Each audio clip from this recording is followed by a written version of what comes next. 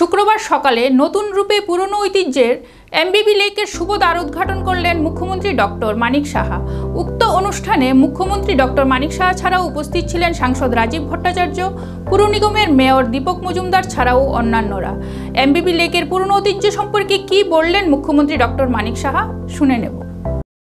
এবং আমি মনে করি public space is very important. এখানে বিভিন্ন ধরনের যারা আমাদের মানুষরা বাইরের থেকে আসবেন, যারা এখানে এটা একটা কিন্তু পর্যটনের জন্য একটা বিশেষ স্থান হয়ে গেল। বাইরের থেকে যখন আসবেন, বসবেন, এখানে বসে কথা বলবেন, তাদের মধ্যে একটা মেলবন্ধনেরও একটা সুযোগ কিন্তু এখানে করবে। আমার কাছে যা খবর আছে, এখানে ওয়াটার স্পোর্টস, শিশুদের খেলার জায়গা এবং ইভেন যোগব্যায়াম এবং প্রায় যা আমরা আসলাম, আমার এখানে পুরোটা আমার মনে আছে, আগে পুরোটা যদি আমরা ঘুরতাম প্রায় 2.5 কিলোমিটারের মতো হাঁটার পর। তো এখানে মর্নিং ওয়াকের জন্য মানুষ আসতে পারবে 10 টাকা করে এন্ট্রি ফি, এবং এত সুন্দরভাবে এন্ট্রি ফি রেখেছে যে কেউ যদি গায়ের জোর করে বলে যে আমি ভিতরে যাব, সেই সুবিধা কিন্তু কম। এখানে পয়সা দিয়ে আসতে হবে।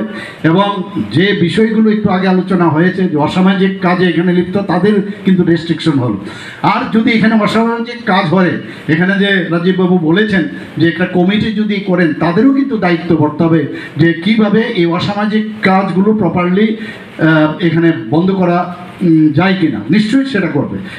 সকাল 8টার থেকে শুরু হবে এবং সন্ধ্যা 8টা পর্যন্ত এই যে এখানে উন্মুক্ত থাকবে। আমি এর জন্য জিজ্ঞেস করলাম কটার থেকে কটা অবধি এটা খোলা থাকবে।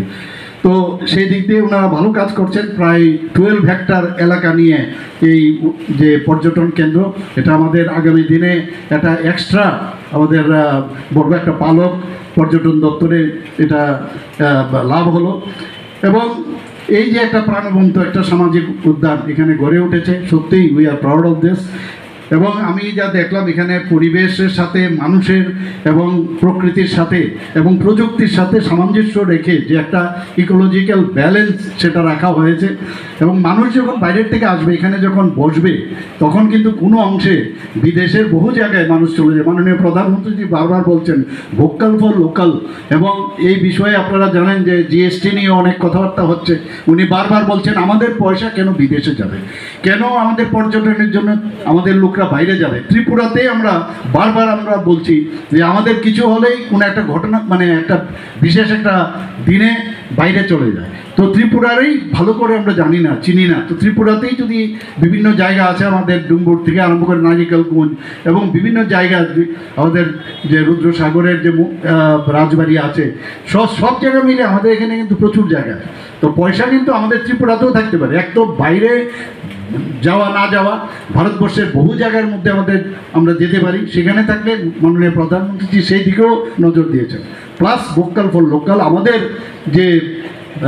আমাদের দ্বারা যে সব জিনিস প্রোডাক্ট তৈরি হয়, আমরা সেটাকে বিদেশি জিনিস আমরা যাতে না কিনি, সেই দিকে